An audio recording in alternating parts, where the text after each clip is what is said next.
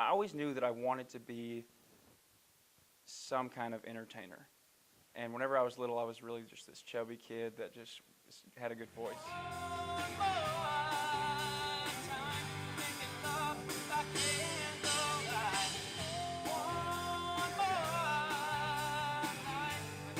My name's Matt Slovacek. I'm a singer-songwriter from Ennis, Texas, and a Cali alumni.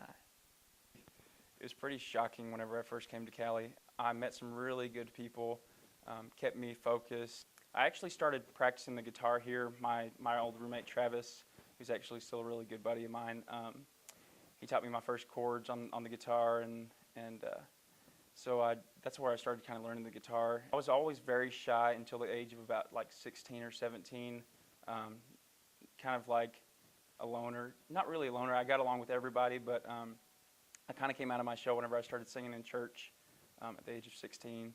And then I just started auditioning for shows like American Idol and that kind of stuff whenever I was 16. So that kind of brought me out of my shell. I was like, I can do that. I have a good voice. So my mom and dad both sing and play instruments. My mom plays piano. My dad plays guitar. They both have really good voices. And then my little sister Molly has a really good voice. So it kind of just runs in the family. Whenever I got older, I kind of found my roots like within the church and started singing in church. And then I got some... Garth Brooks is one of my favorite people. I got some inspiration from him. My dad, he actually wanted to be a country singer whenever he was around my age. So, I mean, I always knew that I wanted to be, quote unquote, in the spotlight.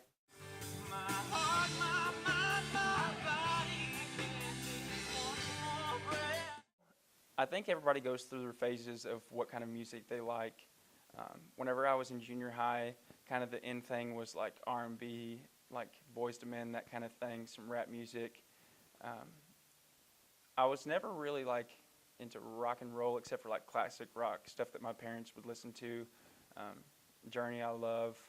And then in high school I kind of found my niche. It's country music. Like I just love listening to country music. I feel like there's a lot more passion and feeling in country music where I can connect more personally than, let's say, like rap now.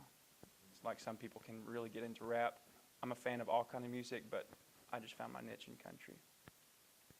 As far as like songwriting and stuff go, I really love Sean McConnell.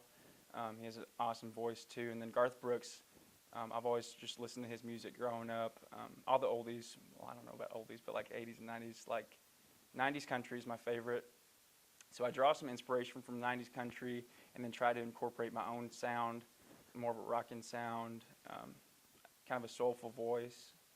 Depends on the day, how I write songs. Sometimes it takes me 30 minutes to write a song. Sometimes I'll put away a song for a couple weeks and then start writing it again. I'm like, oh, I should have written this. I'll have a melody going through my head sometimes, and I'll just try to write some lyrics to it. Or like whenever I worked at Olive Garden, I used to write down any thoughts that I would have and then go home and write a song about it. I don't know. I just try to draw as much inspiration from life as possible.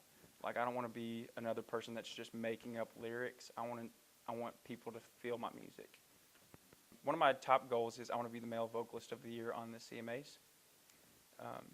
That's up there on the top. I want to be on that stage receiving an award for male vocalist of the year.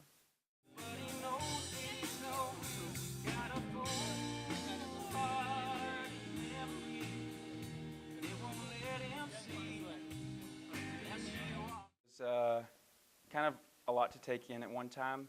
So much going on. All these people trying to fight for the same goal to be like the X Factor, you know. But I met so many cool people that I still keep in touch with. After I got done singing, they all did their little spiel, like, what are you going to say, kind of thing. And Ayla Reid said that I had the best voice that he'd heard in Seattle. It was the last day of auditions, like, of the whole season. So that was a huge compliment. I was like taken back. Nicole Scherzinger said something like, you can really feel what you're singing. You never really know what anybody's going through. You can just really feel what you're singing. Paula Abdul said something similar. She said that basically kind of the same thing Nicole did, just being really nice like Paula. And then Simon Cowell said that it was the perfect song choice. And then they all gave me 4 yeses and sent me to Hollywood. I made it to the top 32 boys. So I guess whenever we went to Hollywood, 2 rounds, like the round right before the judges' houses. I've kind of swayed away myself from doing reality shows, focusing more on building up my following and my fan base as a solo artist.